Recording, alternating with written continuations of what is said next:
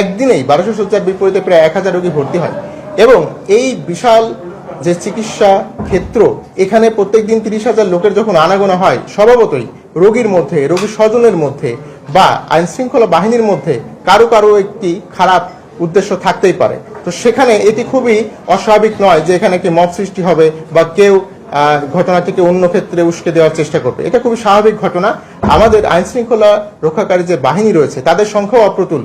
মাত্র 6 জন কনস্টেবল এবং একজন এএসআই ও একজন এসআই নিয়ে আমাদের এই হাসপাতালের পুলিশ বক্স। আমাদের আনসার সদস্য অতীতে যখন ছিল প্রায় 150-এর উপরে, আমাদের এখন আনসার সদস্য আছে প্রায় 90 জনের কাছাকাছি। তো এই বিপুল সংখ্যক মানুষের জন্য এই আইন শৃঙ্খলা রক্ষাকারী বাহিনীর যে সদস্য, তাদের সংখ্যা খুবই অপ্রতুল।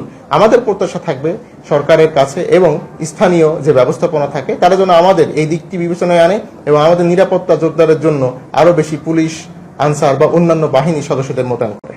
যে সিদ্ধান্ত আমাদের ইন্টার্ন ডক্টর সোসাইটির পক্ষ থেকে জানানো হয়েছে, তারা আজ এই মুহূর্তে অর্থাৎ প্রেস কনফারেন্সের পর থেকে নিজ নিজ কর্মস্থলে ফিরে যাবেন এবং তাদের যৌক্তিক যে দাবিগুলো ছিল তা পরিচালক মহোদয়ের সম্মতিতে গৃহীত হয়েছে এবং তারা এ বিষয়ে সন্তুষ্টি প্রকাশ করেছে।